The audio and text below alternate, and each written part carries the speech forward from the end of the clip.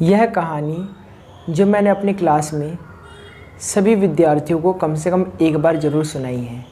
यह मेरी व्यक्तिगत कहानी है, परंतु बहुत ही गहरा रहस्य छुपा हुआ है इस कहानी में। यदि आप विद्यार्थी हैं तो ध्यान से सुनिएगा। बचपन से मैं लगातार प्रयास करता रहा कि काश मैं किसी कक्षा में फर्स्ट, सेकंड या थर्ड आ पाता, लेकिन मैं ऐसा कभी कर नहीं पाया था। समय गुजरता गया, कक्षा सेकंड से थर्ड में आया, थर्ड से फोर्थ में आया, फोर्थ से फिर फिफ्थ तक आ गया। मार्क्स अच्छे खासे आते थे, क्लास में पोजीशन फिफ्थ या फिर सिक्स तक आ जाती थी। हज़ारों कोशिशों के बाद भी मैं कभी भी अच्छी पोजीशन क्लास में नहीं ले पाया। अच्छी position in the sense first, second या थर्ड, इन तीनों में से कोई भी पोजीशन मैं हासिल नहीं कर पाया। फिर कक्षा छठी में मैंने राजकीय उच्चतर माध्यमिक बाल विद्यालय में एडमिशन लिया और वहाँ पर बहुत अधिक प्रयास करने के बाद मैं फिफ्थ पोजीशन तक आ पाया अपनी कक्षा में।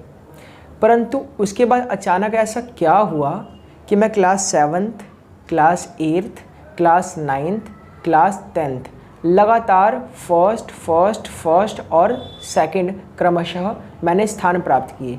ऐसा कैसे संभव हो पाया? अचानक ये चमत्कार कैसे आया? वो बच्चा जो बचपन से प्रयास कर रहा है कि किसी तरह उसका कक्षा में कम से कम थर्ड पोजीशन तक आ जाए और वो कभी भी वो पोजीशन नहीं प्राप्त कर पाया, परंतु अचानक से कक्षा सातवीं के बाद लगातार फर्स्ट, आठवीं में फर्स्ट, नाइन्थ में फर्स्ट, टेंथ में सेकंड, ये पोजीशन कैसे हासिल की, उसी का मैं राज आपको बताने वाला हूँ। हुआ दरअसल कुछ यूँ कि हमारे हिंदी के सर थे वीके जायसवाल सर। उन्होंने बोला, गौतम गुप्ता चलो अब तुम पढ़ो मतलब वहाँ पर हमें खड़े होकर के स्टेज पर रीडिंग करनी होती थी। बाकी टीचर हमें समझाते थे और बाकी सारे बच्चे सुनते थे।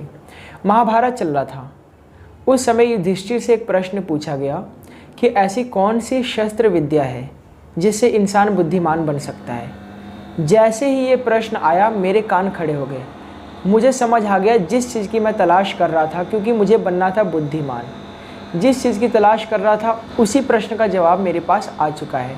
मैंने बड़े ही ध्यानपूर्वक उसको सुना तो उसका जवाब युधिष्ठिर ने दिया कि ऐसी कोई भी शस्त्र विद्या नहीं है जिससे इंसान बुद्धिमान बन सकता है। मैं निराश हुआ, परंतु आगे पढ़ा और आगे की कुछ लाइनें इस तरह से थी, परंतु यदि व्यक्ति को बुद्धिमान बनना है तो एक तरीका यह है कि वह बुद्धिमान लोगों की संगति में आ जाए। यानी कि यदि आप बुद्धिमान बनना चाहते हैं तो बुद्धिमान लोगों की संगति में आकर ही आप बुद्धिमान बन सकते हैं। इसके अलावा ऐसी कोई भी शस्त्र विद्या नहीं है जिससे आप बुद्धिमान बन सकते हैं। तो मैंने इस चीज़ का मतलब निकाला।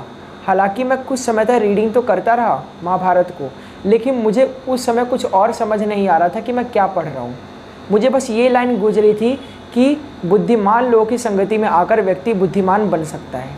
मैंने इस चीज़ को समझा, सोचा, विचार किया, फिर मुझे समझ आया कि इसका मतलब यह है कि अगर मैं क्लास में टॉप करना चाहता हूँ, यदि मैं कक्षा में फर्स्ट आना चाहता हूँ, तो मुझे उन लोगों से दोस्ती करना पड़ेगा, उन लोगों के कांटेक्ट में आना पड़ेगा जो फर्स्ट आते हैं। क्योंकि अगर मैं मूर्खों की टोली में जाऊँगा या फिर वो बच्चे जिनका समय पे काम कंप्लीट नहीं होता है या फिर अच्छे नंबर नहीं आते, उनकी टोली में अगर मैं जाऊँगा तो वो लोग मुझे यही सिखाएंगे कि गंदे नंबर कैसे लाते हैं, कक्षा में फेल कैसे होते हैं। तो यदि मैं सच में कक्षा में अगर अच्छे अंक प्राप्त करना चाहता हूँ तो उसका एक तरीका सिर्फ और सिर्फ यही है कि मैं उन लोगों से दोस्ती करूँ जो इंटेलिजेंट है, जो क्लास में फर्स्ट आते हैं। और मैंने ठीक सटीक वही किया। वो बच्चा जो पिछले 6 वर्षों से एक बार भी कक्षा में फर्स्ट, सेकंड, थर्ड, फोर्थ या फिफ्थ तक भी नहीं आ पाया, उस बच्चे ने अचानक कक्षा सेवन्थ में फर्स्ट पोजीशन प्राप्त किया। ये मेरी वास्तविक कहानी है। मैं ये कहानी इसलिए नहीं सुना रहा हूँ कि मैं आपको ये जताना चाहता हूँ कि मैं बहुत इंटेलिजेंट हूँ, ऐसा बिल्कुल नहीं है। मैं बस इस कहानी के माध्यम से आप लोगों को यह चीज़ समझाना चाहता हूँ कि यदि आप कक्षा में अच्छा परफॉर्म करना चाहते हैं तो उन लोगों की संगति को पकड़े जो कक्षा में अच्छा परफॉर्म करते हैं। यदि आप बिजनेसमैन हैं और जिस फील्ड में आप बिज़नेस कर रहे हैं तो उस फील्ड के उन बिजनेसमैन के कांटेक्ट में आए, क्योंकि वो लोग आपको सिखाएंगे, वो तरीके बता सकते हैं जिनके ज़रिए आप भी उस मुकाम तक पहुंच सकते हो जिस प्रकार वो पहुंचे। तो मैंने ठीक ऐसा ही किया। मैंने अपने कक्षा के फर्स्ट, सेकंड और थर्ड, जो बच्चे क्लास में फर्स्ट आते थे, सेकंड आते थे, थर्ड आते थे, उन बच्चों से दोस्ती की, नोट्स एक्सचेंज किए, उनसे बातचीत की, ज़्यादा से ज़्यादा समय उनके साथ बिताया। फिर मुझे समझ आया कि हाँ, वो लोग कुछ अलग ही प्रकार से काम करते हैं, वो लोग बहुत मेहनती होते हैं। फिर हुआ यूँ कि मैं उनकी कॉपी करने लग गया।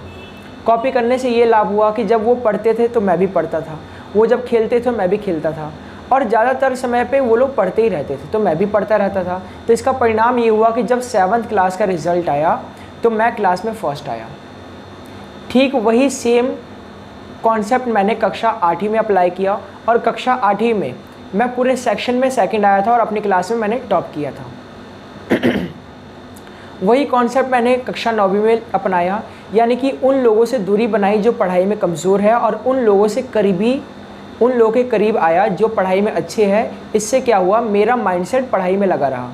क्योंकि यदि मेरे सारे दोस्त अगर होमवर्क करके आते हैं और मैं होमवर्क करके नहीं आता, तो मैं सोचता यार मैं ही सबसे बेकार हूँ, तो अगले दिन क्या होगा, मैं ज़्यादा मेहनत करूँगा। लेकिन अगर आप सपोज़ कीजिए कि आपके अगल बगल के सारे बच्चे जो आपके करीबी दोस्त हैं, उनमें से कोई भी होमवर्क करके नहीं आया, तो आप सोचो अच्छा तू भी करके नहीं आया, अच्छा तू भी करके नहीं आया, चल कोई बात नहीं, मैं भी नहीं करके आया, सब साथ पिट लेंगे।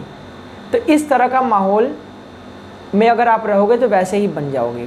तो यदि आप स्कूली जीवन में सक्सेसफुल होना चाहते हैं तो यही एक मंत्र है कि आप अपने कक्षा के सबसे इंटेलिजेंट बच्चों से दोस्ती कर लीजिए, उनकी कॉपी कीजिए, उनसे नोट्स एक्सचेंज कीजिए, उनसे बात कीजिए, और कोई टॉपिक समझ नहीं आता तो उनके साथ डिस्कशन कीजिए, उनसे बात कीजिए, क्योंकि वो बच्चे ही हैं जो आपको कामयाबी की राह पर ले जाएंगे। अगर मैं बात करूँ स्कूल लाइफ की, तो मुझे उम्मीद है कि मेरी कहानी से बच्चों को कुछ सीखने को मिला होगा, और उन बच्चों की लाइफ जो बच्चे अपने स्कूली लाइफ में सक्सेसफुल होना चाहते हैं, उन लोगों को इस कहानी से प्रेरणा मिला होगा, और शायद आपको सक्सेस मंत्र भी मिला होगा कि किस तरह से आप कक्षा में टॉप कर सकते हैं और ऊंचा स्थान प्राप्त कर सकते हैं। लेकिन एक बात मैं और कहूँगा, क्लास में टॉप करना, फर्स्ट आना, सेकंड आना, थर्ड आना, वो अलग चीज़ है। लेकिन मैं एक बात ज़रूर कहूँगा कि आप पढ़ाई करो ताकि आप नॉलेज प्राप्त कर सको, नॉलेज के लिए पढ़ो ताकि रियल ज़िंदगी में कामयाब बन सको, इसलिए नहीं कि नंबर के लिए। बाकी अगर आप मेहनत से पढ़ोगे, अच्छे से कॉन्सेप्ट को समझोगे, सीखोगे, तो नंबर तो ऑटोमेटिक है, वो तो आना ही आना है। आप खुद सोचो, अगर आपने मेहनत किया है तो नंबर जाएगा कहाँ, आप ही की झोली में तो आएगा। तो इसी शब्दों के साथ मैं आज की वीडियो ख़त्म करता हूँ। धन्यवाद।